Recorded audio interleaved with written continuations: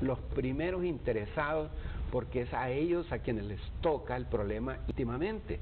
Entonces, lo primero que deben de hacer es empezar ya a diseñar qué van a hacer con la basura local. Entonces, hoy día sabemos, porque como yo insisto, nos gusta culpar al vecino. Es cierto que Guatemala tira basura, pero nosotros también, y no hacemos nada.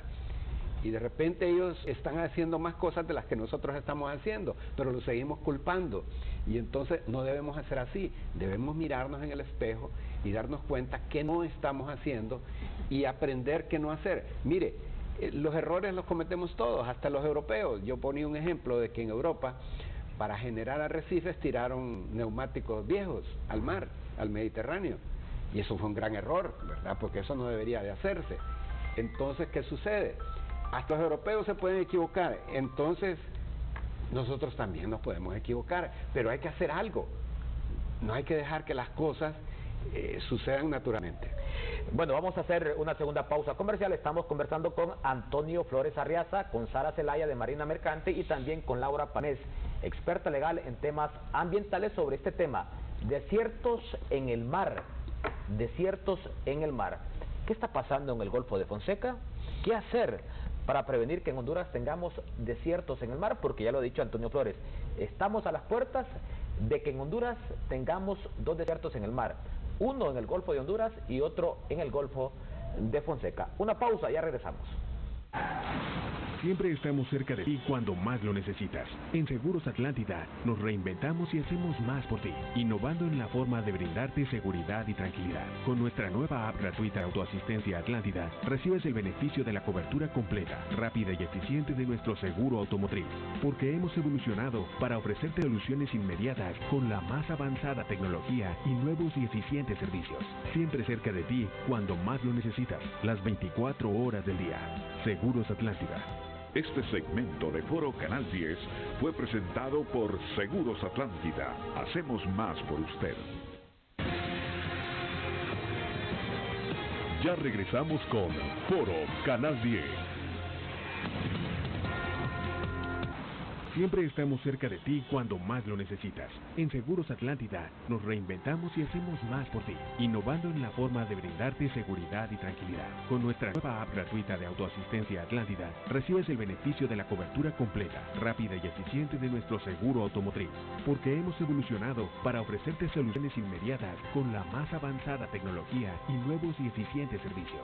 Siempre cerca de ti cuando más lo necesitas, las 24 horas del día. Seguros Atlántida.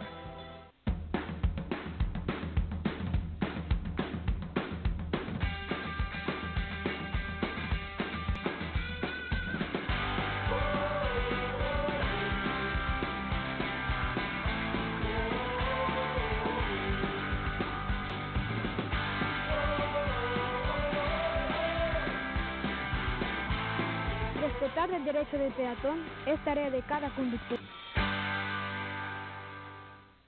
Hace 8 años de que el proyecto pues se comenzó. Y hasta este año pues gracias a Dios llegó este proyecto. Y gracias a Dios pues le dieron el cable, la bajada allí. Vinieron a poner el contador. Ya come sus cositas frescas, heladas. Estamos bien pues, porque ya es un proyecto que no esperábamos el momento, pero ya lo tenemos y es la alegría de nosotros que le agradezco bastante.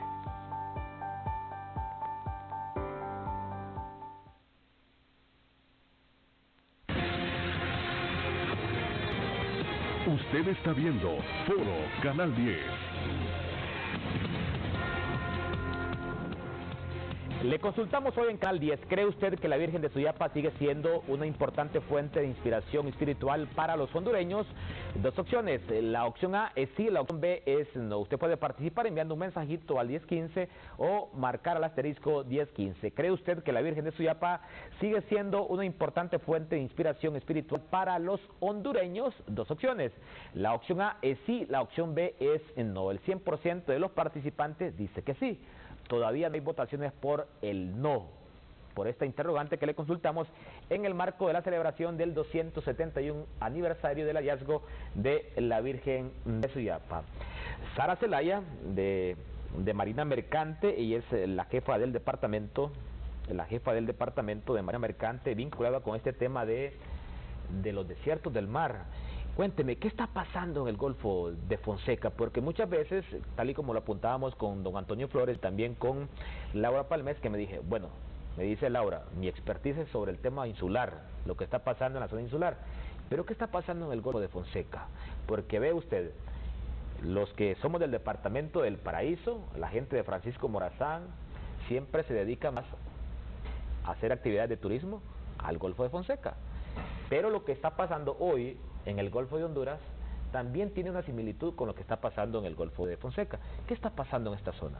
Bueno, cuando hacemos un análisis de una problemática ambiental, es bien importante reconocer que no es solo un factor, ¿no?, el que me provoca un desequilibrio en el medio marino, ¿verdad? En el caso del Golfo de Fonseca hay varias cuestiones que deben de considerarse, porque sí que nos enteramos de una mortandad de especies que está sucediendo actualmente, ¿no? Hay rayas, hay langostas, hay peces que aparecen muertos y se ve una película, unos como especies de animalitos, de esféricos blancos que aparecen en las playas, ¿verdad? Sobre todo en la playa de Marcovia, la playa del Edén, y no recuerdo cuál es la otra. Y bueno, pues se hizo un estudio por parte de una universidad de El Salvador, no fue por parte de Honduras, ¿verdad?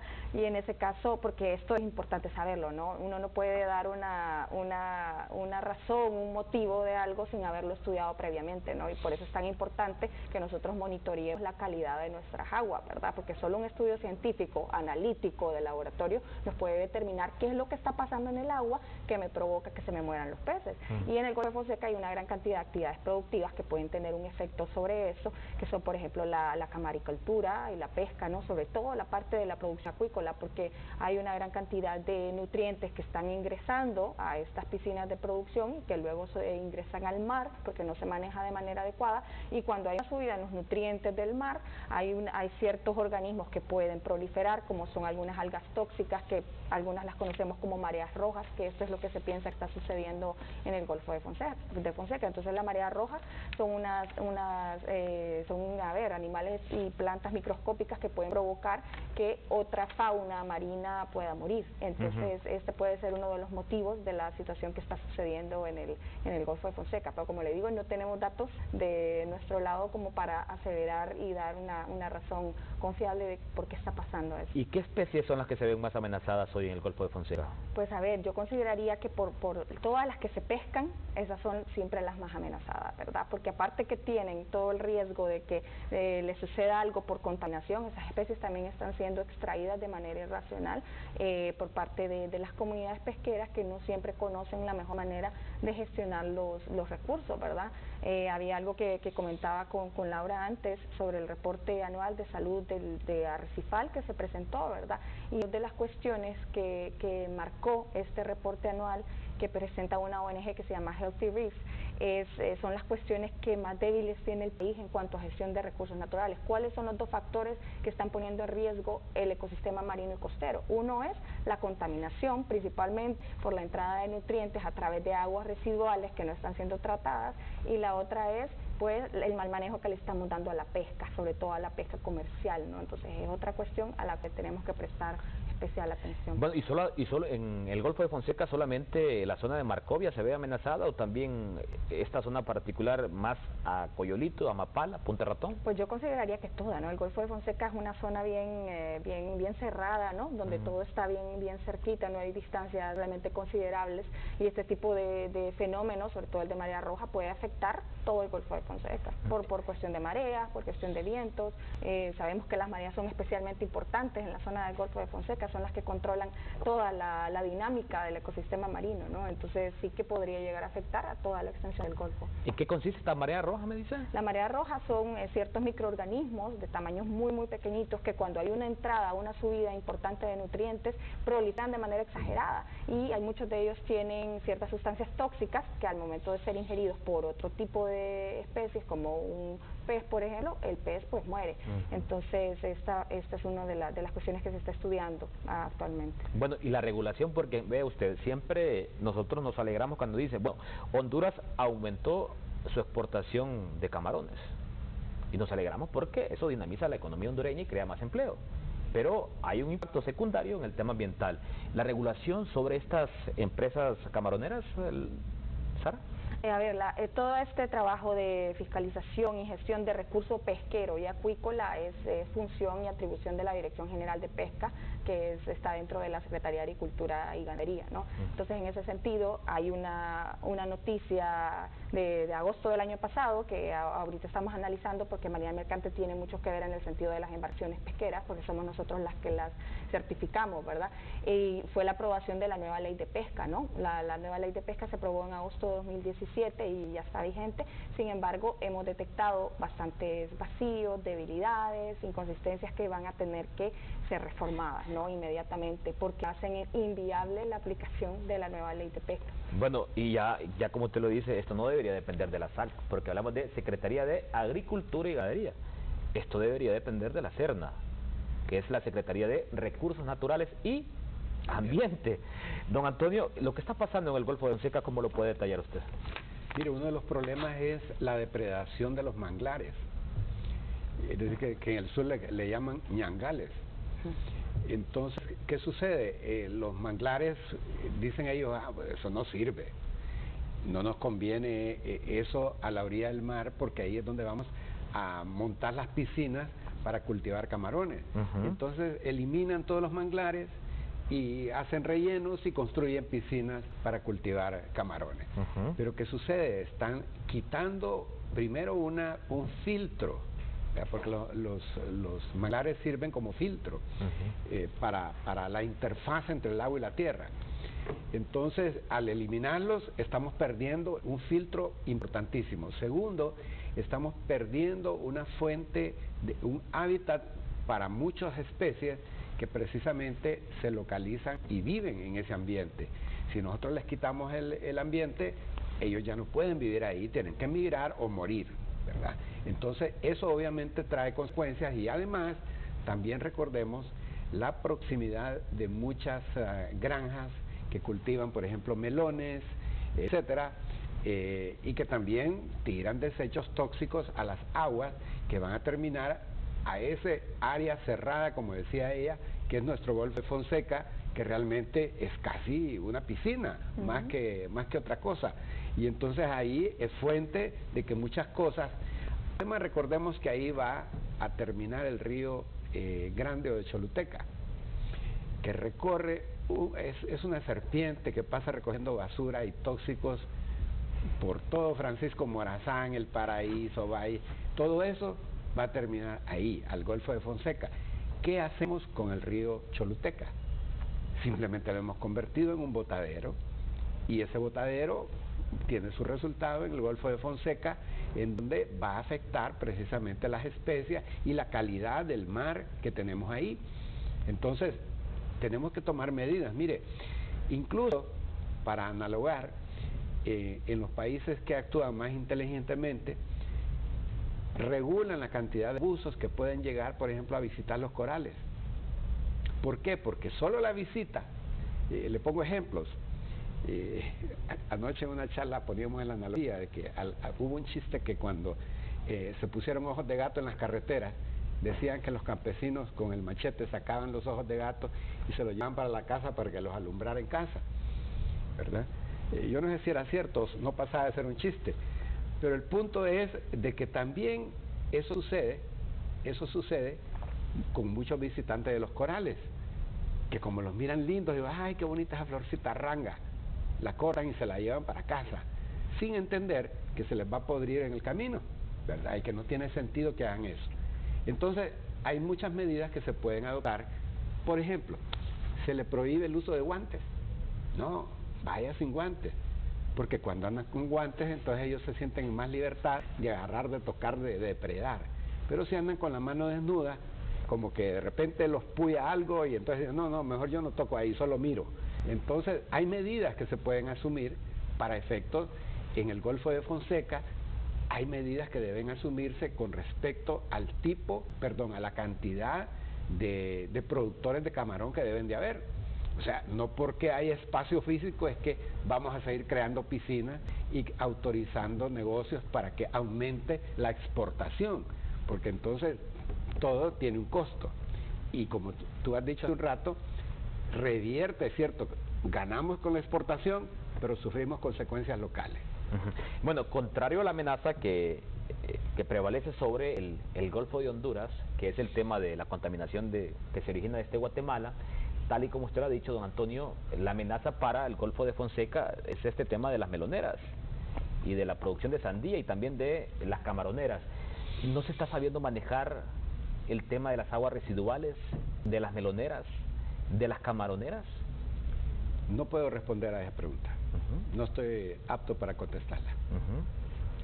A ver, yo a mí sí me gustaría hacer un comentario al respecto, ¿no? La mala gestión y el tratamiento deficiente de las aguas residuales es un mal general también del país, ¿verdad? No solamente limitado a las industrias, también hay aguas domésticas, gran porcentaje de las aguas domésticas, no solo las industriales, no son tratadas adecuadamente, van a fosépticas que hacen cierto trabajo o se descargan directamente en el suelo, finalmente eso la lluvia lo va a arrastrar al mar. Entonces el tratamiento, así como sucede con los desechos sólidos y con la basura, es el mismo caso con las aguas residuales, ¿no? Y al final es un riesgo importantísimo para las costas y para el mar. Bueno, Laura Palmés es abogada, entonces me parece interesante consultarle, ¿será necesario una legislación especial para la buena administración o el manejo de estas aguas especiales? Porque ve usted, este tema de las camaroneras, este tema de las aguas residuales de las meloneras y de donde se produce también la sandía, es una amenaza inminente para el Golfo de Fonseca, pero entonces hay que aprobar una legislación, porque ve usted, muchas veces hay leyes, pero si esas leyes, como dicen, no llevan dientes y solamente se limitan al deber ser y no a decir, bueno, si usted hace eso, la sanción es esta. ¿Se necesita una ley especial para eso, Laura? Existe ya. Tenemos una ley general de aguas, tenemos una ley de agua potable y saneamiento, tenemos un reglamento desde el 97 sobre, no es un reglamento, es una norma técnica para la calidad del agua potable y para el saneamiento. No me acuerdo el nombre de la ley en este momento, justo se me escapa. Pero si tiene 20 años de existir esa regulación y los efectos siguen siendo negativos en materia ambiental, ¿qué está pasando con esa legislación? Lo mismo que pasa con la mayor parte de la legislación, hay que tener la voluntad política de hacerla cumplir y hay que tener también la institucionalidad para hacerla cumplir. Si nosotros damos una licencia ambiental en poco tiempo, sin evaluar los impactos que va a tener y sin cobrar el monto adecuado para poder administrar esa licencia ambiental, y administrar esa licencia ambiental significa supervisar que se esté cumpliendo lo que se planteó en el proyecto, entonces no tenemos los fondos para ir a supervisar después que se esté cumpliendo. Bueno, digamos, en Islas de la Bahía sabemos que hay muchas denuncias de descargas de aguas residuales directas al mar y no tenemos que esperar que la autoridad pueda ir desde Tegucigalpa a revisar eso, y no hay fondos, no hay voluntad política, no está eso como un tema prioritario. Y eso es lo que hace falta. Bueno, y tal y como lo apuntaba Laura Palmés, queremos saludar y felicitar al alcalde de Comayagua, Carlos Miranda, porque Carlos Miranda es el alcalde que tiene el relleno sanitario mejor manejado en Honduras, la alcaldía de Comayagua, y es evidencia de la visión que tiene el alcalde de Comayagua, Carlos Miranda. Hoy está en su 6º periodo como alcalde municipal. Ve usted, Comayagua, tal y como usted lo decía, es el único municipio de Honduras donde se cuenta con un relleno sanitario de calidad respecto al tema ambiental. Pero le decía, volviendo a este tema de la ley de aguas, creo yo que si no está funcionando hay que reformarla, porque ve usted, ¿quién da las licencias ambientales? La SERNA, pero la ley de pesca, ¿a quién le conviene, a quién le compete implementarla? A la SAC. El ministro de la SAC en el primer gobierno de Juan Orlando Hernández era un gran productor de camarones, no Jacobo Paz Boden. ¿Ve usted? Entonces, ese tema, la legislación, creo yo que, y aquí los intereses particulares a segundo plano, aquí en primera instancia está el tema ambiental, el tema ecológico de Honduras. ¿Qué debe pasar en ese tema, la legislación, Sara? Ahí sí creo que lo que hay que hacer es fortalecer a las instituciones, en ese sentido, es lo que hablaba Laura, ¿no? Hay muchas leyes muy bien hechas en el país, hay otras que necesitan reforzarse, pero en el caso por ejemplo, de las normas técnicas de descarga de aguas residuales y las descargas de agua, y lo de la cuestión de la calidad del agua potable, son normas un poco desfasadas, pero que tienen una base buena. ¿Qué pasa? ¿Por qué no se ejecutan? ¿Por qué no se llevan a cabo? Porque no existe presupuesto, no hay a veces suficiente voluntad política para hacerlas cumplir y ejecutarlas, ¿no? Entonces lo que hay que hacer es fortalecer esas unidades que están dentro de cada institución y que se encargan de hacer cumplir sus leyes para poder lograr que se cumplan, ¿no? Al final. Bueno, Laura Palmer, entonces la legislación nuestra en materia de aguas se limitan al deber ser. ¿No tienen dientes, como se dice popularmente? ¿Cómo no? Tienen multas, hay delitos. De hecho, la Ley General del Ambiente define solo 4 delitos y de esos 4 delitos, 2 están vinculados a la contaminación de las aguas. Bueno, ¿y qué pasa con la SAC y la CERDA entonces, con la aplicación de esa ley? ¿No lo están haciendo? Me parece que están deficientes en aplicar esas. Están deficientes. Pero en el tema de los delitos es la Fiscalía, ¿verdad? Pero hay un previo acompañamiento también de la SAC y de la CERNA. Claramente. Y otra cosa que quería agregar es que lo que sí le falta a Honduras es ratificar el convenio de Cartagena, que es un convenio para la protección del Mar Caribe. Y en este convenio se tienen protocolos sobre los niveles de contaminación permisibles en el Mar Caribe, considerando la vida marina del Mar Caribe.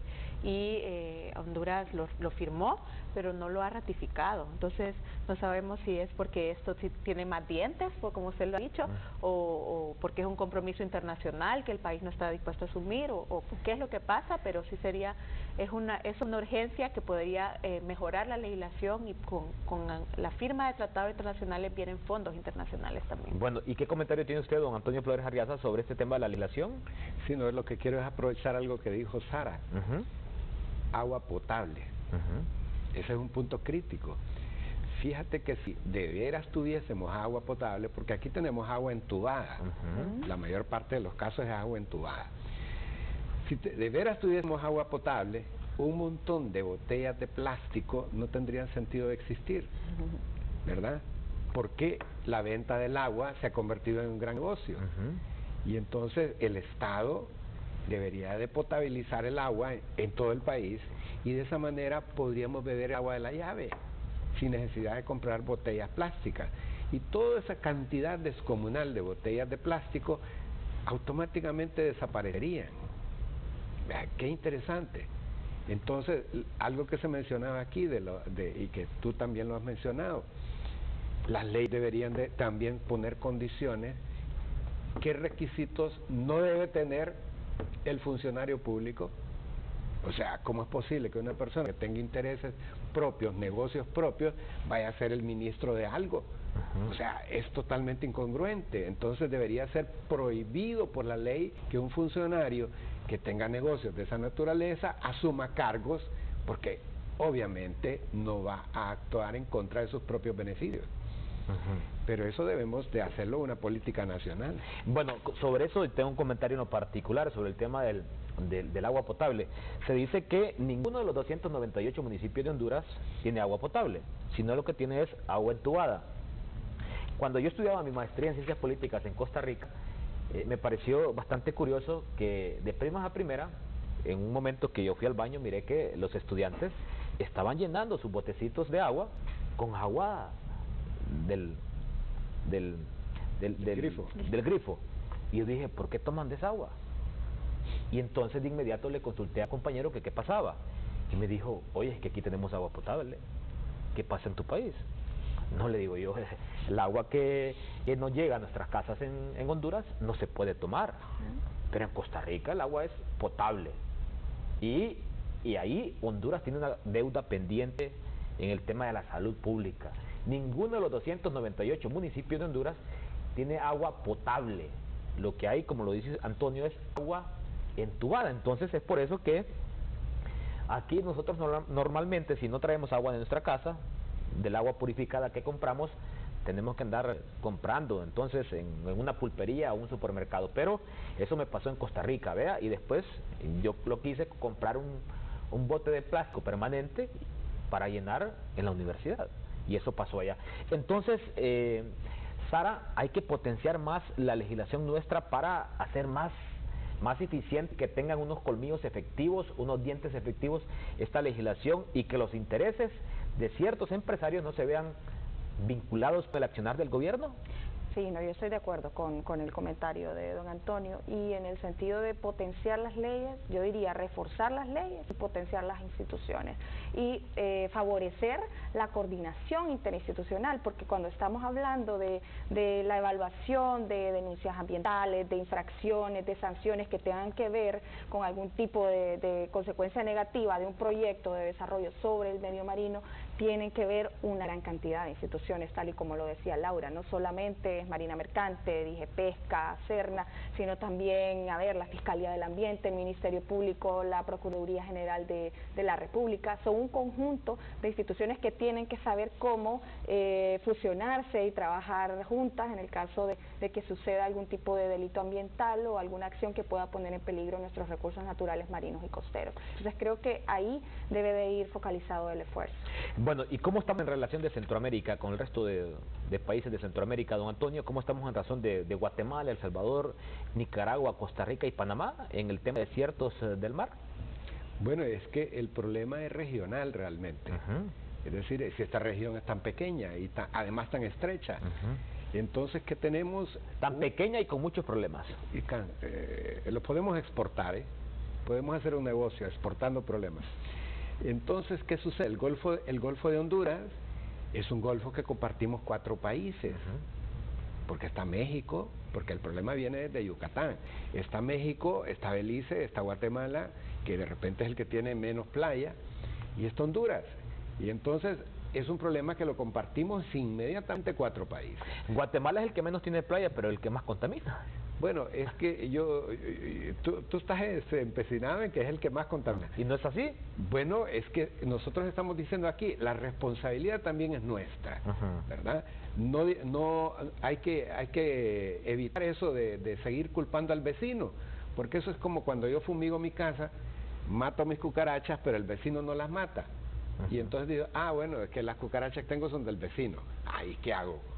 ¿Se las regreso? ¿Las echo en una bolsita y las voy a dar? No. ¿Se las voy a dar a la puerta de la casa? No puedo hacerlo. Entonces, tenemos que sentarnos todos, conversar, convenir en cómo vamos a resolver un problema que es regional.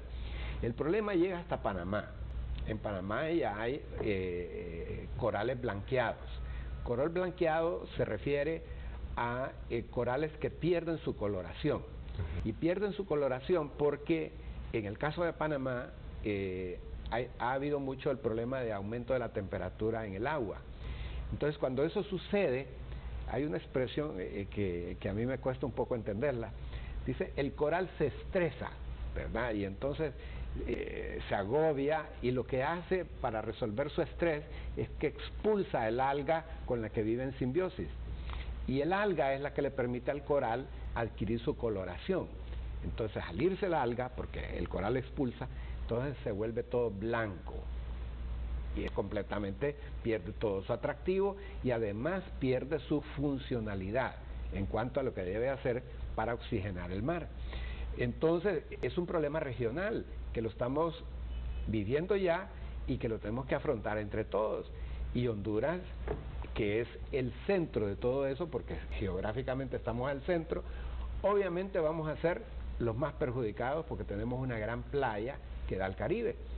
Entonces debemos de ser inteligentes. En vez de estar culpando al vecino, debemos llamarlo, conversar con él, enamorarlo con la idea y hacer negocio juntos.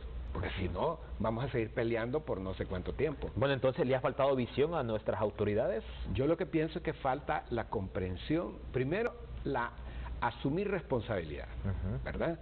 Porque uno tiene que asumir responsabilidad. Bueno, ¿cuáles son mis deberes?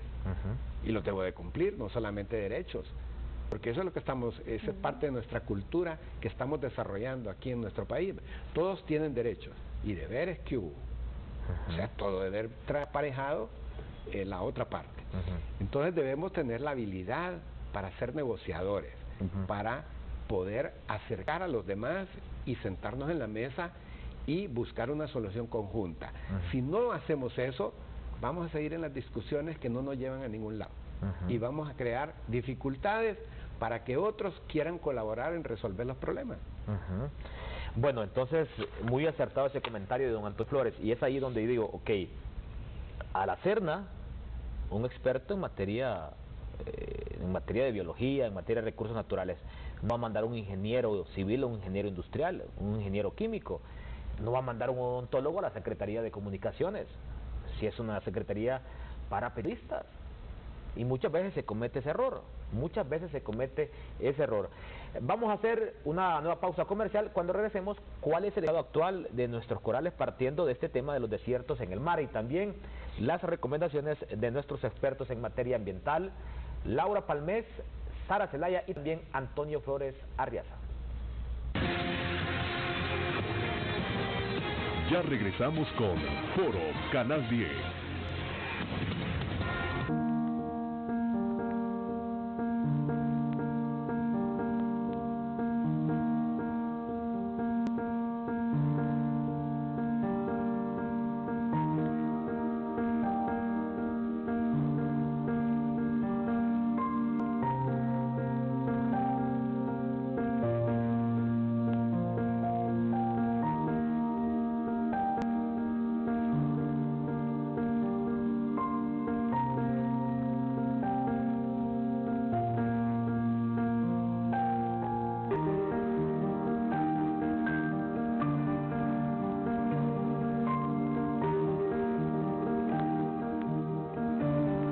Deseo acompañarte y ayudarte con nuestros servicios en cada uno de esos momentos.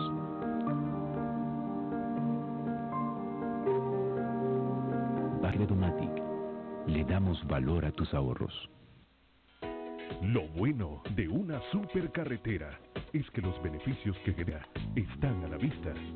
Nuevos negocios, más viajeros, hoteles llenos, nuevos destinos de turismo y comercio. Seguridad en el camino.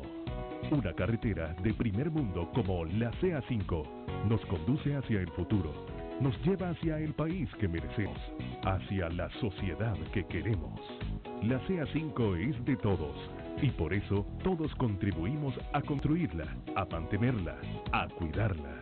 Vamos al encuentro de un destino mejor para todos los hondureños, por la mejor carretera de Centroamérica, la CA5. Un orgullo para todos. De un sorbo este jugo te pone a mover la cabeza y los pies. El puro sabor a naranja azula te pone a bailar así. Y todo mi pueblo se mueve, el jugo más jugo se bebe. Los chicos y grandes lo quieren, ya todo el mundo lo sabe que Sula se toma así. El sabor de las frutas lo conserva con naturalidad. ¿Quién quiere Sula, la, la, la? Jugo Sula, el jugo más jugo. Sula, pura confianza.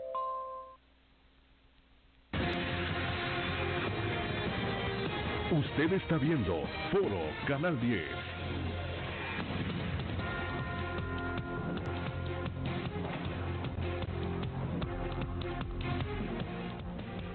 Le consulto, ¿cree usted que la Virgen de Suyapa sigue siendo una importante fuente de inspiración espiritual para los hondureños?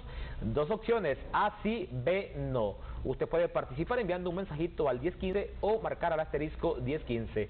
Y la Virgen de Suyapa no solamente sirve de inspiración para los hondureños, sino también para varios hermanos centroamericanos. Vienen de Nicaragua, El Salvador, de Guatemala y hasta de Costa Rica en el marco de la celebración de un nuevo aniversario del hallazgo de la Virgen de Suyapa.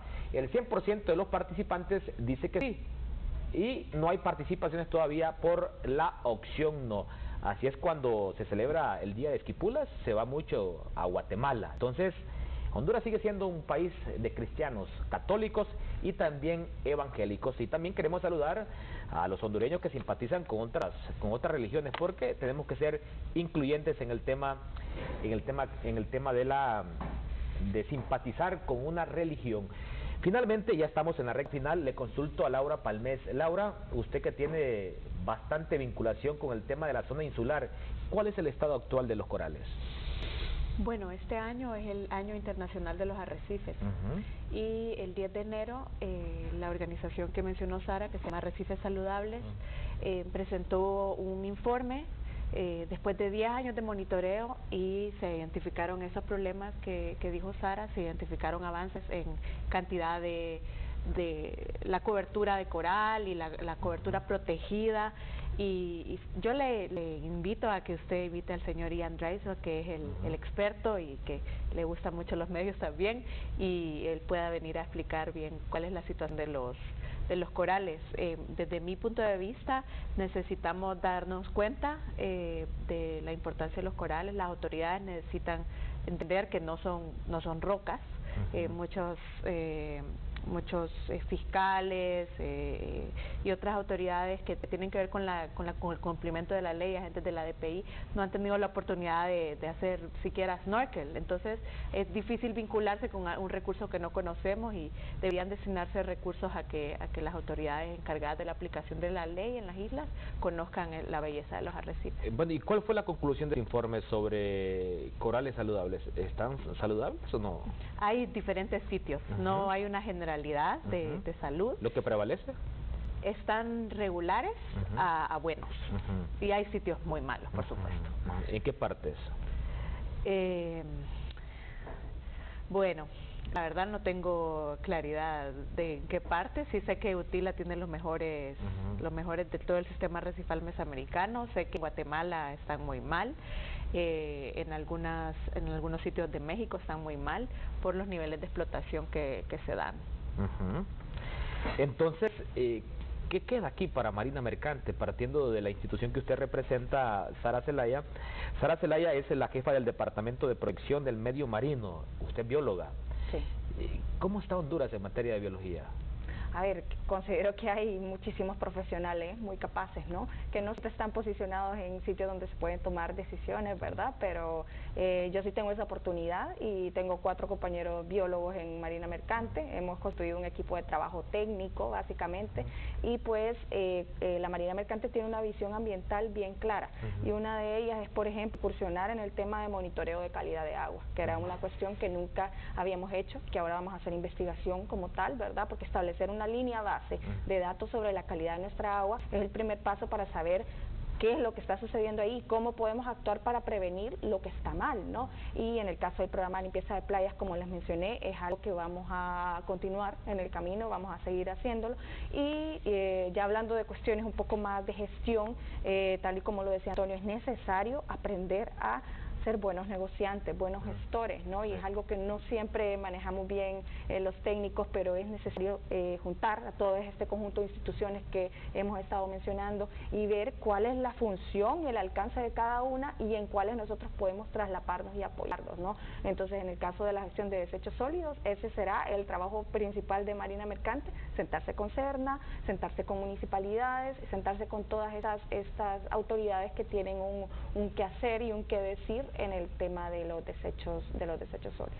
Bueno, y así una mirada preliminar, partiendo de la biología, ¿cuál es la situación actual de nuestros arrecifes? Porque, bueno, es algo que atrae mucho a los turistas que visitan Honduras. Honduras está posicionado dentro de los primeros lugares con el tema de arrecifes. ¿Cómo está Honduras?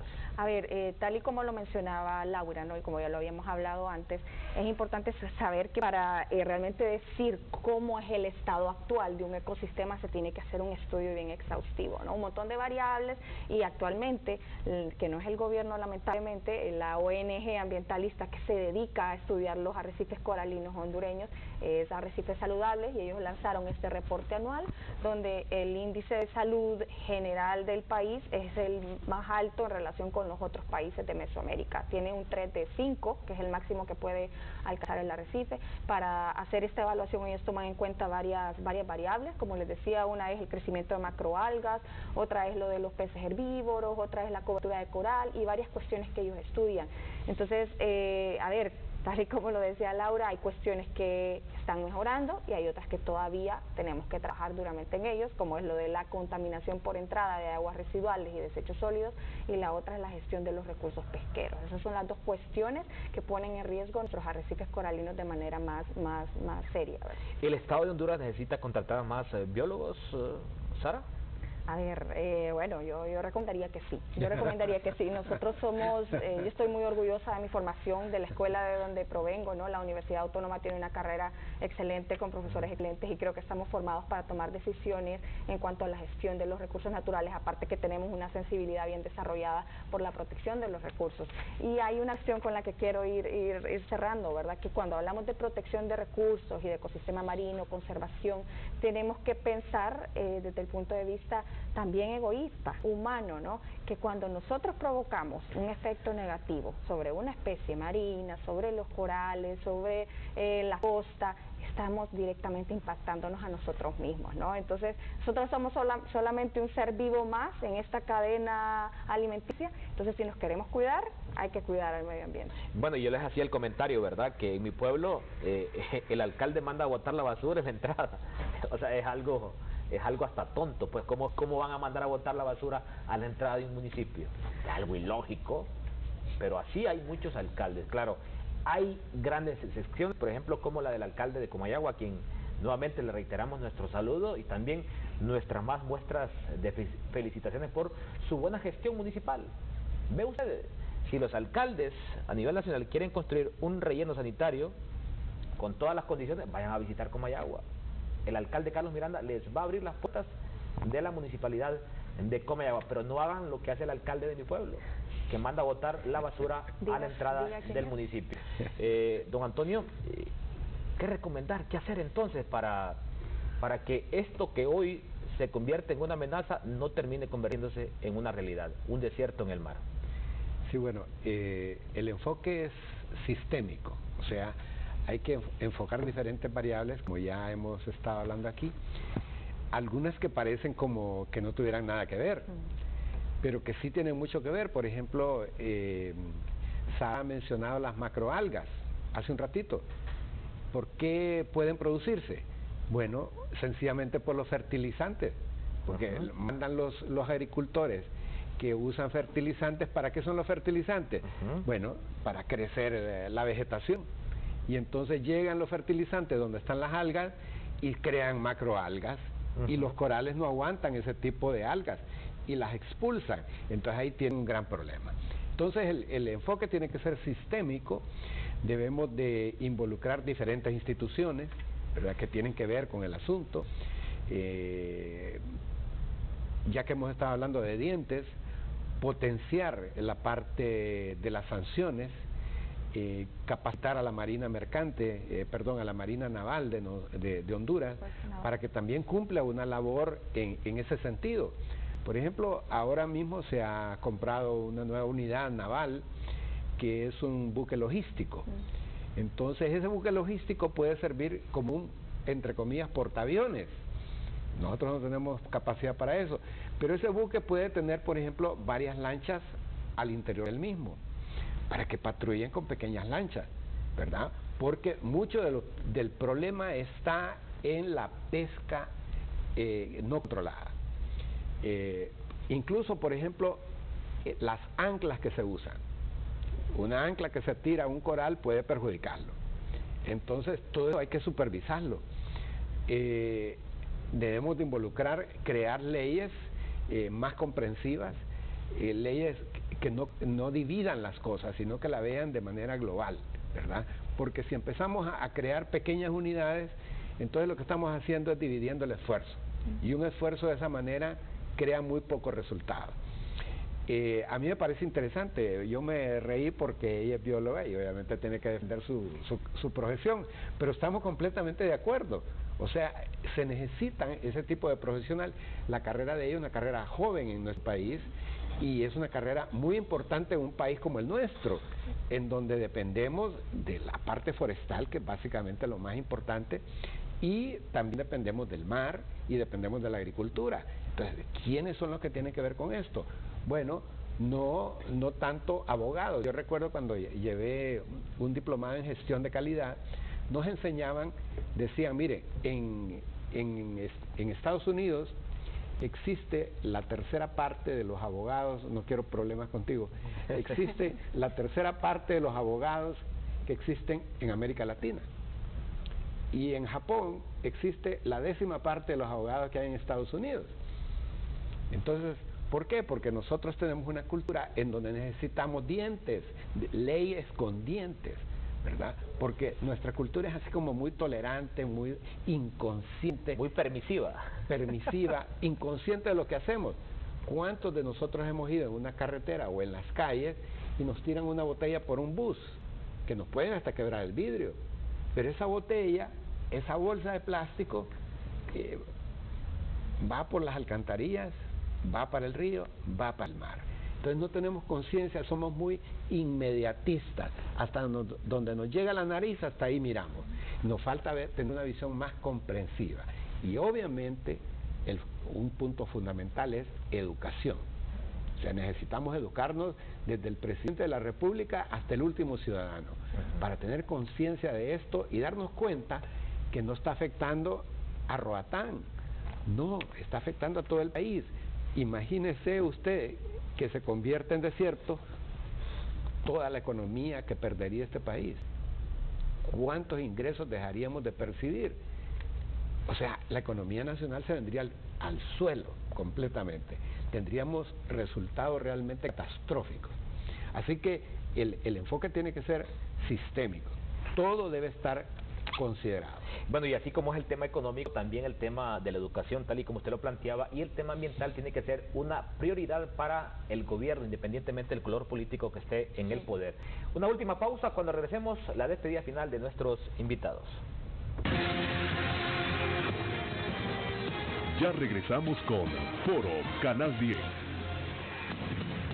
Cada año, al final, nos ponemos a pensar si en realidad alcanzamos la meta. Si nos pusimos propósitos. Y al final de todo, vemos la luz.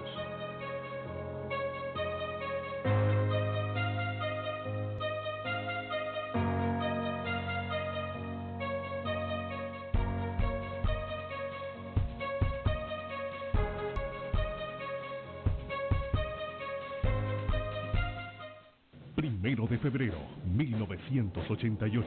Primero de febrero, 2018. Cada segundo.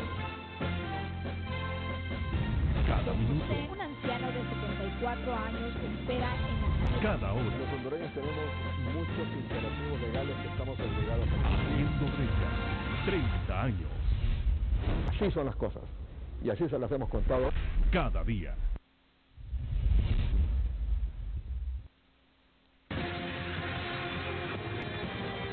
Usted está viendo Foro Canal 10.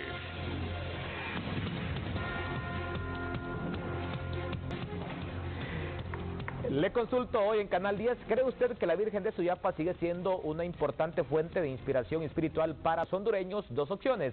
La opción A es sí, la opción B es no. Usted puede participar enviando un mensajito al 1015 o marcar al asterisco 1015. Miles de compatriotas están llegando a la capital de diferentes partes del territorio hondureño para ser partícipes de la alborada en el marco de la celebración del 271 aniversarios del hallazgo de la Virgen de Suyapa. El 100% de los participantes a esta hora dicen que sí y votan por la opción A. Ya estamos en la recta final. Abogada Laura Palmés, su mensaje final.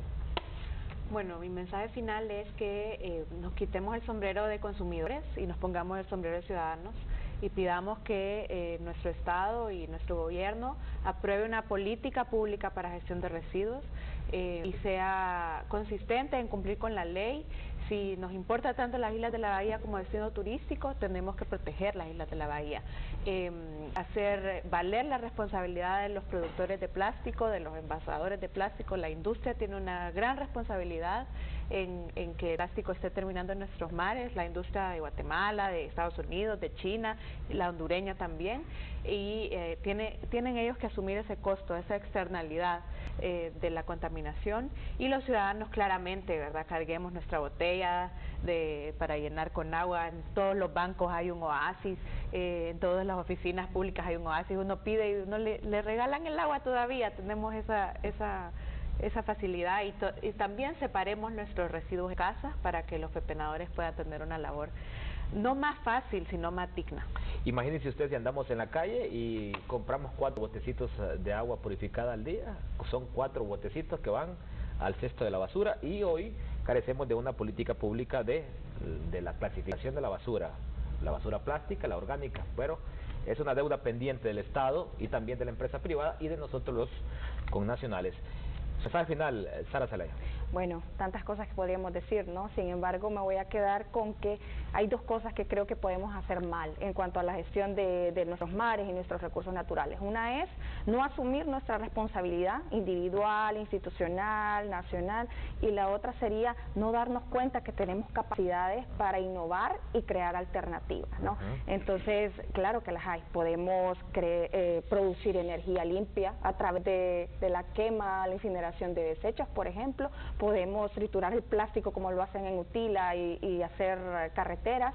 Podemos empezar a utilizar bolsas reutilizables para ir al supermercado. Entonces hay cuestiones que son bien bidireccionales, ¿no? No solamente van del Estado hacia la ciudadanía, sino también a nivel individual hacia arriba, ¿no? Entonces considero que cada quien perfectamente puede hacer su parte. Su mensaje final, don Antonio Flores Arriaga. Bueno, primero que los organismos del Estado deben aprender a trabajar juntos, porque aquí se necesita enfocarse y trabajar en forma sinérgica, es decir, multiplicar nuestras capacidades individuales a través del trabajo en equipo. Pero a usted, señor ciudadano, también es importante que se involucre en esto. Mire, cuando llegue al supermercado, empiece a reclamar. Y más que a reclamar, a exigir que los supermercados ya no le den tantas bolsas plásticas. Busquen otras opciones. Le pongo un ejemplo. Usted compra en el supermercado naranjas en una malla de plástico. Esa malla de plástico podría ser de material orgánico. Las bolsas también pueden ser de material orgánico. Mire, hay ventas de hamburguesas, ventas de pan que le dan el producto en bolsas de papel. ¿Por qué otros negocios no usan bolsas de papel y siguen insistiendo en el plástico? Reutilice la botella para beber agua. No compre tanta agua, es más cara el agua que la leche, es increíble. Y a eso y peor podemos llegar si continuamos permitiendo que los que tienen negocio de agua lo sigan haciendo. Pero eso sí, lave la botella, ¿verdad? Porque si no, usted se puede infectar en la boca con bacterias bucales si no tiene la higiene suficiente. Las municipalidades y el Estado potabilicen el agua, señores. No sean socios de los que venden el agua. El agua debe ser de beneficio para toda la humanidad. Bueno, gracias a los tres por haber participado en este foro de Canal 10 y también gracias a Antonio Flores Arriaza por habernos aconsejado debatir este tema, desiertos en el mar, un tema bastante interesante tomando en cuenta que dependemos en gran manera como seres humanos del tema ambiental. Y a usted, amigo televidente, gracias por habernos acompañado.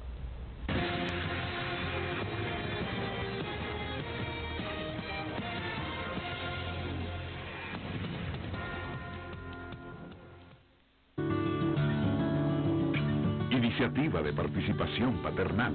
Una presentación de Leche Sula y TEN, Televisión Educativa Nacional de Honduras.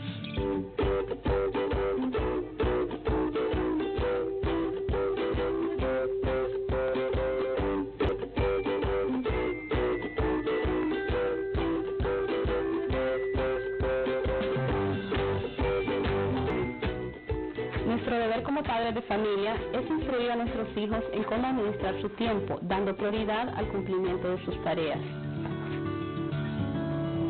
Iniciativa de participación paternal. Una presentación de Leche Sula y TEN, Televisión Educativa Nacional de Honduras. Hablemos Claro le trae esta semana el horóscopo chino y sus predicciones en el año del perro de tierra. Predicciones de los 12 signos del zodiaco durante el año del perro. Café político, el papel de la oposición legislativa. Reportaje, cercados por el miedo, querida mía. Lea El Reservado, opinión, vida y mucho más. Hablemos Claro, a solo 15 lempiras el ejemplar, en puestos de venta y con canillitas. Visite nuestra nueva página web www.hablemosclaro.com y síganos en Facebook, Twitter e Instagram para mantenerse informado. 1 de febrero, 1988. 1 de febrero, 2018. Cada segundo.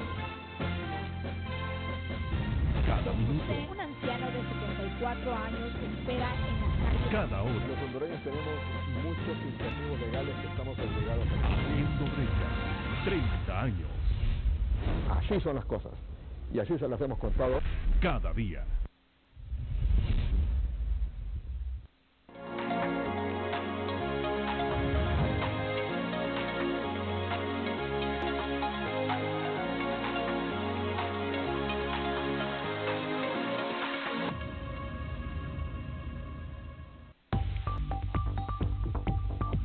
El siguiente programa es apto para toda la familia.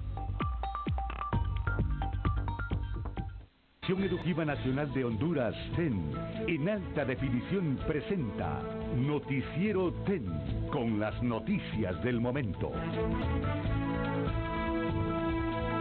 Hola, ¿qué tal? Gracias por acompañarnos en esta breve actualidad informativa de Noticias Canal 10. Le informo que se presentó en la sesión del Congreso Nacional una iniciativa de ley encaminada a regular los mensajes de odio en las redes sociales. Ese proyecto ha sido presentado por el diputado del Partido Nacional, Marcos Virtilio Paz Sabillo. A continuación, le presento detalladamente el momento cuando este diputado del Partido Nacional presentaba esta iniciativa de ley. Por gran parte de la población nacional provocan el intercambio de información y de opinión, lo cual se manifiesta de forma especial en las redes sociales, en donde se ha desarrollado un creciente ánimo de confrontación sobre el debate civilizado. El creciente uso de las redes sociales y de las denominadas plataformas de Internet permite a sus usuarios la interconexión inmediata y constante con otras personas, entre las que se incluyen familiares, amigos, colegas, entre otros, así como también otras personas que en muchas ocasiones son desconocidas. Este avance en el intercambio de la información también podría afectar a las personas, existiendo la probabilidad de llegar a ser víctimas de prácticas ilícitas que se realizan en las redes, como ser estafas o sufrir sustracción de información personal, entre otras infracciones potenciales en la red.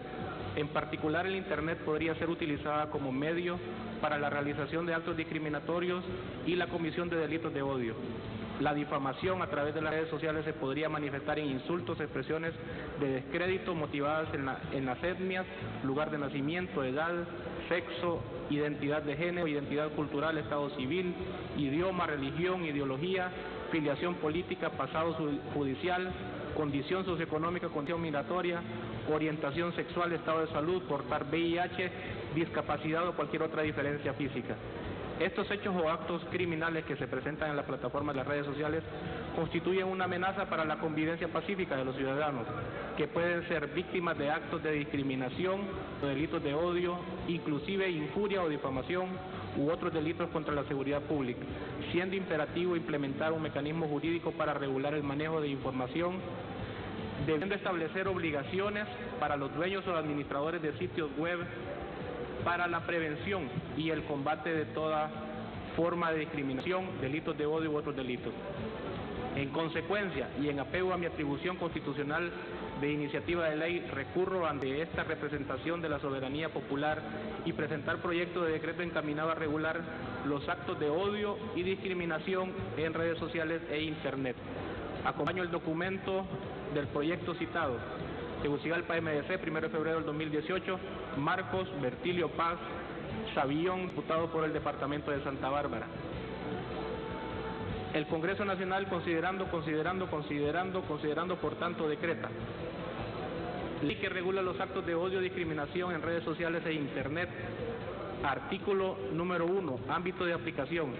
La presente ley se aplica a las empresas proveedoras de servicios que funcionan a través de comunicaciones telemáticas, plataformas de Internet o tecnologías de similar naturaleza que permitan a los usuarios compartir contenido con otros o difundirlo públicamente, así como los operadores y administradores de sitios web que presten servicios de telecomunicaciones y comunicaciones electrónicas. Artículo número 2, objeto.